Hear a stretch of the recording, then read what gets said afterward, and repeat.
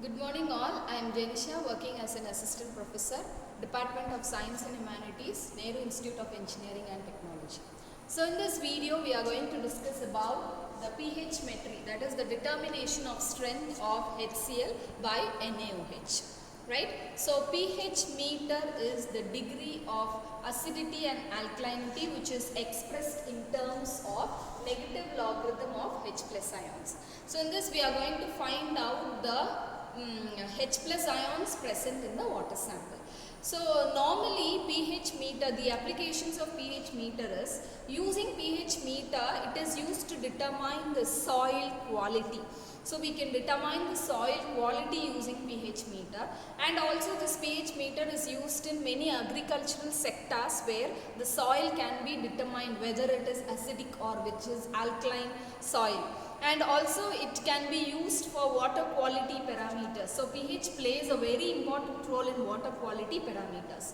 So we all know the neutral value of pH is 7.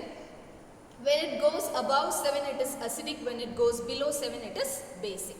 Right? So for analyzing the water quality parameter, pH meter is very important.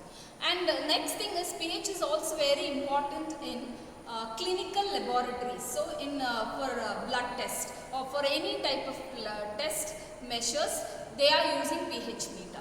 And also in industrial sectors for fabrications, for cloth fabrications and all, they are using pH meter.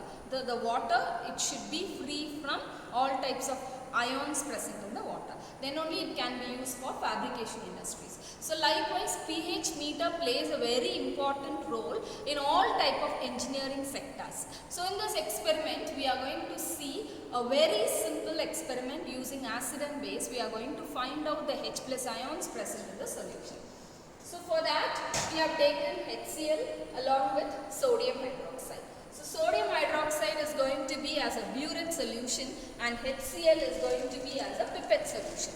So when sodium hydroxide reacts with HCl, we will get a product as water molecule with the release of sodium chloride. So in volumetric analysis, we will be using indicator to find out the end point, but in this experiment we are not going to use the indicator, but we are going to analyze the end point using pH meter. So these are the two graphs which is derived from the experiment. So graph 1, which is volume of sodium hydroxide, and in the y-axis we have taken pH meter. So we have received S-shaped graph, and the second graph volume of sodium hydroxide and del pH by del V. So here we have received a peak graph.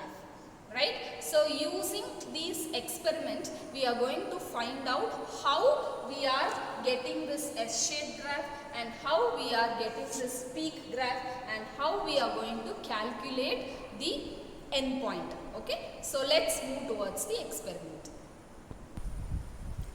So practically we will see how the H plus ions can be measured. Right? So for this you can see a pH meter. So this is a pH meter and the reading is displayed over here, and this is the temperature knob. So the room temperature, we have to adjust it up to room temperature, and this is the calibration knob. So using the calibration knob we can calibrate the experiment, and this is the pH knob, and this is standby and read position. Once the experiment is started, we have to on this switch. We have to keep this in the standby position. So this is the pH meter, and using this meter I am going to show an electrode. So the electrode name is glass electrode. So you can see a glass electrode. So the glass electrode is filled with KCl solution. You can see a KCl solution inside the glass electrode, and inside the glass electrode that is a platinum wire for electrical contact. Right? So this electrode is connected towards the pH meter. So using the glass electrode I am going to do this experiment. So for this I have taken sodium hydroxide as a burette solution. So burette solution I am going to take sodium hydroxide. Pipette solution I am going to take HCl. So HCl 20 ml. So I am going to measure 20 ml of HCl. So 20 ml of HCl is going to be added in this beaker. So to this same I am going to add 20 ml of distilled water. So the purpose of adding distilled water is in order to neutralize the acid, right? So I am going to, in order to neutralize the strength of acid, I am going to add distilled water 20 ml. So totally 20 plus 20, 40 ml solution is there. Now I am going to stir these two solutions together, right? So the solution is ready for the determination. So now for initially before adding sodium hydroxide, I am noting down the reading which is 3.18. Now I am going to add slowly 1 ml of sodium hydroxide to the pipette solution. So after adding 1 ml, I am going to stir the solution properly. So when I am stirring the solution properly, I can see the difference in the reading which is getting increased. For example, 3.82. Again I am adding 1 ml from the burette. Again I am stirring the solution.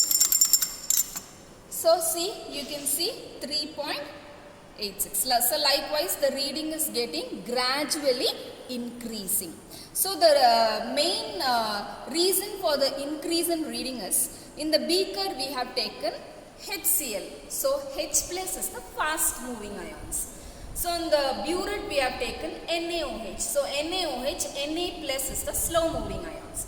So the fast moving ions is completely replaced by the slow moving Na plus ions. So that is why the reading is getting gradually increasing. So we can attain the end point by adding 1 ml. Your readings will be continuously increasing. At a particular point we can get a sharp jump in the reading. So that is identified as the end point. So for example, now your reading is 3.87.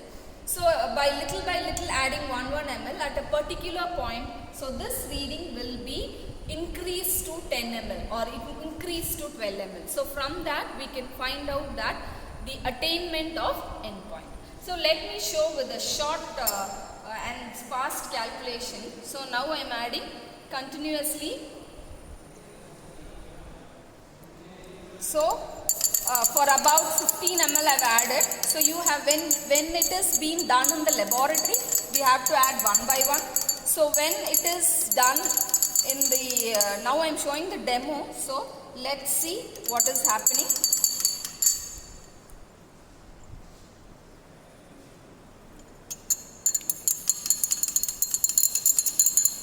I am stirring it properly.